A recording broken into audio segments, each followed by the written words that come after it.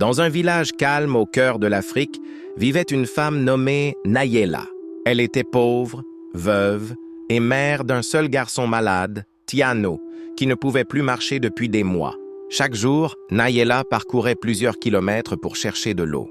Elle possédait 2 calebasses, une neuve et une vieille, fendue, qui perdait la moitié de l'eau sur le chemin. Un soir, fatiguée, désespérée, Nayela s'agenouilla et pleura. « Seigneur, pourquoi me laisses-tu souffrir ainsi?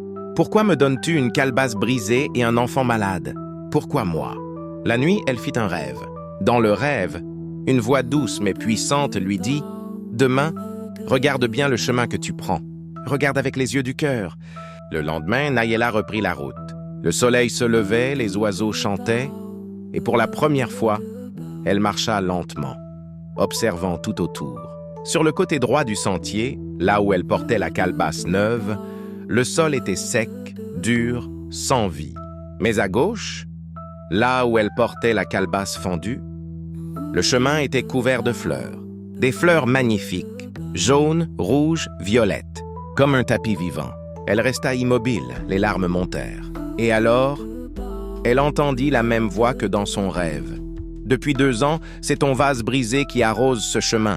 Sans lui, il n'y aurait ni fleurs, ni beauté. Il n'y aurait pas de vie. Ce que tu crois être un défaut, moi je l'utilise pour créer quelque chose de merveilleux. » Nayela tomba à genoux. Elle pleura, mais cette fois, de gratitude. La voix reprit « Ce que tu appelles une malédiction, j'en fais une bénédiction. Même ta souffrance, je la transforme en lumière. Aie confiance, je ne t'abandonne jamais. » Quand elle revint au village, elle marcha à travers les fleurs. Et pour la première fois depuis longtemps, elle sentit une paix profonde. Ce soir-là, quelque chose d'incroyable arriva. Son fils Tiano, qui ne marchait plus depuis des mois, appela sa mère. « Maman, regarde mes jambes. Je sens quelque chose. » Il se leva un pas, puis un autre, puis un autre. Nayela s'effondra en sanglots, mais cette fois, de joie. Dans ce petit village africain, on raconte encore aujourd'hui que Dieu a parlé à Nayela et que les fleurs du chemin existent toujours comme un rappel. Même brisé, tu peux être une source de vie. Même fendu, Dieu peut se servir de toi. Même dans la douleur, il prépare quelque chose de beau. Si cette histoire t'a touché, partage-la. Écris dans les commentaires « Seigneur, utilise-moi, même brisé ». Tu n'imagines pas combien cette phrase peut changer des vies. Like la vidéo si tu crois que rien n'arrive par hasard.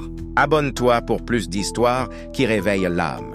Partage cette vidéo à quelqu'un qui a peut-être besoin d'entendre ce message aujourd'hui, parce qu'une seule parole peut sauver un cœur.